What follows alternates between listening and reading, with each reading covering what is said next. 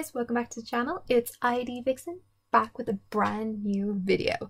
If you are new here, welcome. I'm ID Vixen and I usually do unboxing videos, but today I'm actually changing it up for the first time. I'm going to be doing, from now on, movie reviews and TV series reviews, and I just wanted to branch out really, so I'm trying something new. This was the only thing I could think of because I can't do makeup tutorials, I can't do cooking tutorials, I can't do drawing. There's a lot of things I can't really do to like I can draw, but I can't do a drawing tutorial. But I do watch a lot of TV and I do watch a lot of movies, so I might as well put that to use because yeah, I mean, it's gotta count for something, right?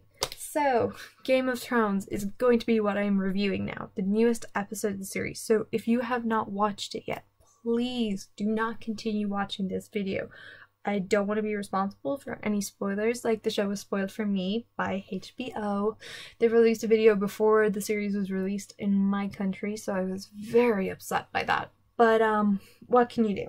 So I'm going to talk about Game of Thrones from this point on, spoilers will be revealed. Okay, Game of Thrones.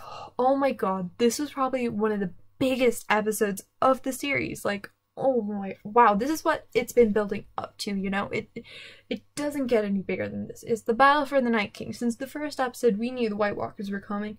We just didn't realize, like, that this was going to be a massive battle. And for some reason, it is getting a lot of hate from people. And it seems to be because a lot of people are upset that Arya Stark killed the Night King. Why they are upset by this, I personally cannot understand it. It's kind of like, if Arya Stark wasn't the one to do it, then who else would do it? Like, who did you want to kill the Night King? I mean, I don't think Brian could have done it, because the Three-Eyed Raven would have done it before. I mean, Daenerys tried, but she failed, and I think it really was going to be a Stark who was going to do it. It was either going to be Arya or Jon. There's no way Sansa was going to do it. She can't fight. But yeah, I just don't get why people are upset. I thought it was really badass the way he had her by the neck, and then she was going to stab him and he just turned at the last second, got her by the neck, and then she dropped the knife, stabbed him. It was so freaking cool. Like, seriously, I don't think this is, like, should be getting as much hate as it is now. Like, now that's what I think most of the hate is from what I've read online. A lot of people are upset by that. But yeah, personally, I don't understand it, but people are entitled to their opinion. I seriously enjoyed this episode, and I just don't think it got the credit it deserved. Now, having said that, this movie does have its pros and cons. Personally, I just think there wasn't a lot of deaths in the series, which is probably like a strange thing to complain about. But anyone who watched Game of Thrones knows all the characters drop like flies. Like, there's no denying it. And there wasn't that big of a list for this right now. So the first thing I'm going to do is I'm going to quickly run through everyone that died in the episode. Well, like the major deaths, really, not everyone, because there were obviously a lot of soldiers, Dothraki and stuff. But yeah, so first off, I had a really good list here earlier, and now for some reason it is gone. Okay, so everyone who died was, first off, the Night King, pretty obvious. Theon Greyjoy, he died defending Bran. Lyanna Mormont, that was actually a really sad death because, like, she was actually even badass in the battle. It was like a real David versus Goliath thing.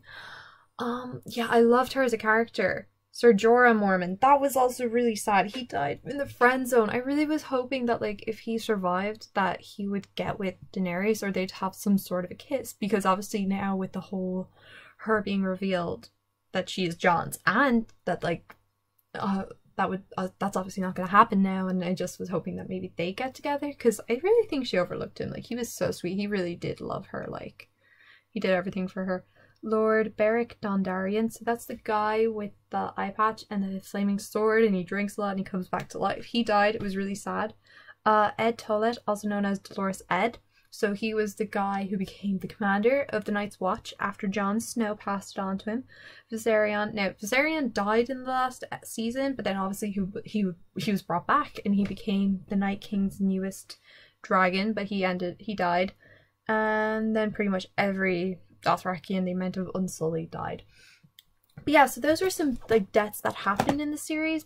That was it really, which is kind of shocking because I feel like the Red Wedding killed off a lot more people.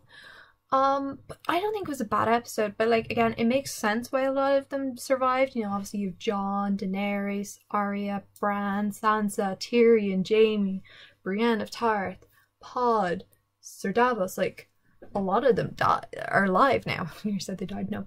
And I think that's obviously because they wanted to save them for the big battle with Cersei, which was obviously huge. But yeah, I don't know. I mean, I loved the episode. I thought it was great. It had some memorable moments. Like, if you think about around the start of the episode, when Melisandre comes riding in and she lights all the Dothraki swords, that was so freaking cool. But then, now there's like, all these people are left, obviously. So there wasn't a lot of major deaths left because they needed them for the battle with Cersei. And that's, like, unusual for Game of Thrones because when you watch Game of Thrones, you just expect everyone to die. I mean, they drop like flies in that series. Everyone goes. But they were left. They're alive now. And it was insane. But like, then again, like, the battle was pretty freaking epic. I mean, it had some really cool, like, the White Walkers were just going madness. It was something like out of World War Z, the way they were just climbing on top of each other and everything and making the bridge. And the fighting was awesome. The dragons were well used in that, in my opinion. They were so cool, just flying everywhere. It was amazing. Amazing stuff. But yeah, so obviously they did have to leave the people alive for this new episode, but I think the one thing some people are wondering, and myself personally, did that take away from this battle? And the even bigger question is, maybe what if this had been done in a different order?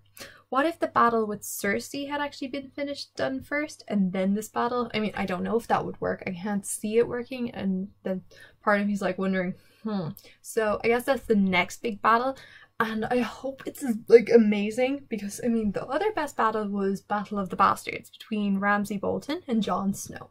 That was the coolest fight in Game of Thrones. So I'm hoping that the one with Cersei can live up to that. I mean, that's going to be huge now, especially with, you know, Cersei going to try and kill her two brothers because she feels betrayed by them. I mean, she always hated Tyrion. She just needed a good excuse to do it, which was, of course, blaming Joffrey's death on him.